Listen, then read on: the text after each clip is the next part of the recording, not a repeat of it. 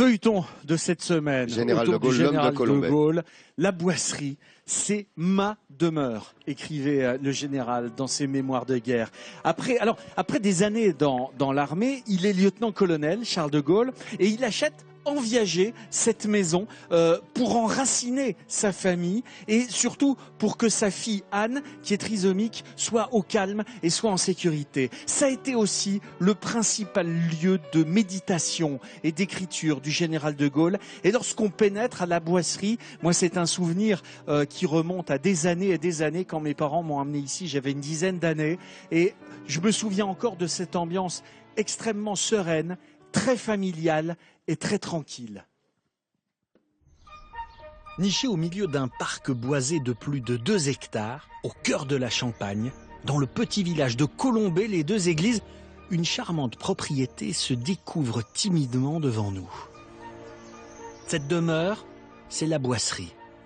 Elle est entrée dans l'histoire grâce à son illustre propriétaire, Charles de Gaulle. Ce lieu incontournable, ouvert au public en 1979, est désormais un formidable livre d'histoire. Mais il fut avant tout un havre de paix pour l'homme du 18 juin et pour sa famille. La Boisserie est une ancienne brasserie à l'origine que le lieutenant-colonel de Gaulle a achetée en 1934. Il a acheté cette demeure pour sa fille Anne qui était née trisomique. Il voulait une maison à la campagne, donc avec un grand parc, pour s'occuper en toute tranquillité de leur fille. Et c'est avec ses enfants et sa femme que le général aimait partager ses repas. Toujours aux mêmes heures et dans une ambiance chaleureuse. Alors modestement, il s'asseyait dos à cette cheminée monumentale, imprégnée d'histoire. Ici, il y a cette très belle cheminée avec au milieu donc, ce carrelage en faïence de Delphes. Le bleu de Delphes. Cette cheminée existait déjà en 1934 quand ils ont acheté la Boisserie. Elle a survécu au pillage et à l'incendie de la Seconde Guerre mondiale, mais c'est le seul élément véritablement ancien de cette demeure. Autour de ce vestige séculaire trônent des objets offerts à Charles de Gaulle, des amphores romaines, un coq en acier de Thiérache, un tapis du Maroc, cadeau du roi Mohamed V, ou encore une plaque en bois de Lille, sa ville natale. Mais l'un des joyaux les plus incroyables de la collection se trouve dans le grand salon. Non loin des portraits de famille, d'un tableau du XVIIe siècle représentant le port d'Anvers et des mobiliers d'époque, se cache une pièce exceptionnelle. Ce qu'il y a de très important dans cette pièce, c'est cette vitrine avec ces objets religieux. Dans ces objets, il y a cette très belle Pietà en bois du XVe siècle, offerte par le chancelier allemand Konrad Adenauer à Yvonne de Gaulle en 1958.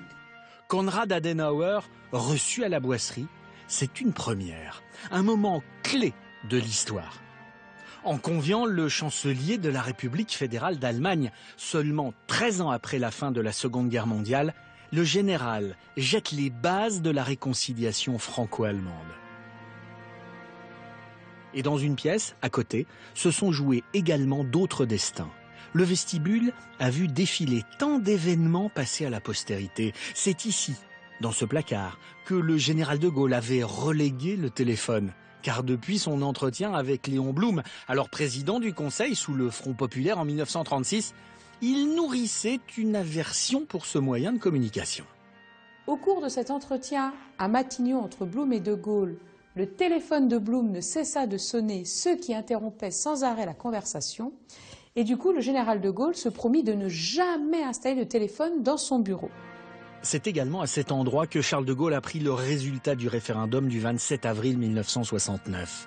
Un coup de téléphone qui allait définitivement l'éloigner du pouvoir.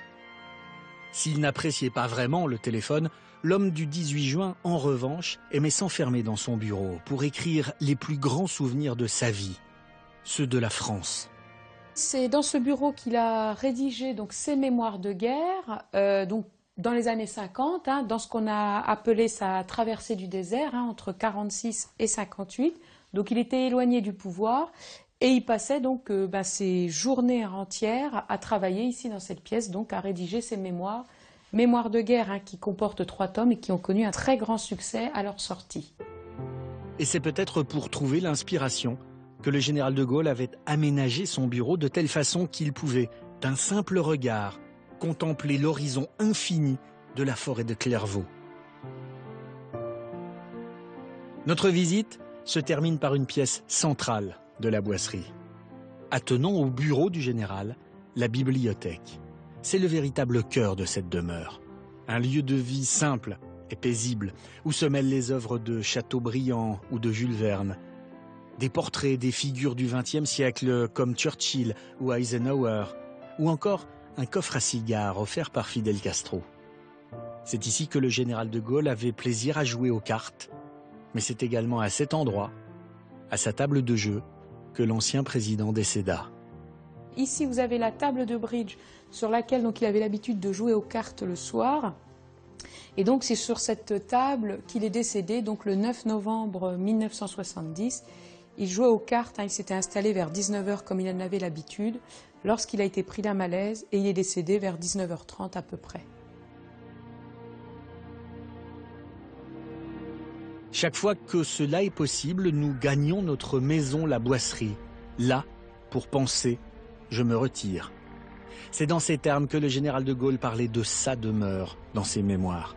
Un lieu d'écriture, un havre de paix qu'il affectionnait énormément, une demeure qui restera à jamais empreinte de la grandeur de l'homme qui libéra la France. Bravo, Jean-Seb. Maison toute empreinte de simplicité. Et elle revient de loin, cette boisserie, parce que à la Libération, lorsque Philippe de Gaulle, le fils du général de Gaulle, revient ici pour la première fois en septembre 1944, il découvre une maison qui a été en partie brûlée par les soldats allemands. Les travaux de remise en état dureront 2 ans. On y a fait construire cette tour dans laquelle le général a installé son bureau, ce bureau si important pour lui, qui donnait avec une vue absolument magnifique sur la campagne de Haute-Marne et sur ces paysages absolument splendides. Le général y écrivit ses mémoires. C'est devenu ce bureau un endroit totalement mythique. L'ensemble de l'œuvre si empreinte de Chateaubriand y a été écrite. Les enfants avaient leur petit golf. Il avait pensé à ses enfants et surtout à ses petits-enfants. Et dans le parc, il y faisait de longues promenades pour réfléchir. C'était le lieu où il restaurait sa sérénité dans cette maison familiale. La seule entrave officielle qui a eu lieu ici, c'est en septembre 1958, lorsque le général de Gaulle organise une visite historique, magistrale, lorsqu'il fait venir Konrad Adenauer, le chancelier allemand. Et c'est à ce moment-là que la réconciliation franco-allemande est scellée. C'est à ce moment-là que les bases de l'Union européenne sont jetées. Oui, absolument. Et il faut dire que ces images sont tout à fait exceptionnelles. Absolument. Ce qu'on vient de voir à l'instant. C'est rare d'avoir des images telles sur la boisserie. La première fois depuis des années qu'une caméra était autorisée à rentrer à la boisserie. Et c'est assez pour Midi en France. Ce sont des images qui ont été réalisées pour nous. Merci à l'amiral, évidemment, de Gaulle, de nous avoir permis d'obtenir ces images. Jean-Sébastien, demain, on va en savoir également un peu plus sur la vie intime du général, puisque c'est avec son voisin qui va nous donner quelques détails. Absolument, on vient de le voir. Le général de Gaulle vivait d'une manière extrêmement simple ici, et puis il avait évidemment des voisins, en l'occurrence les Consigny.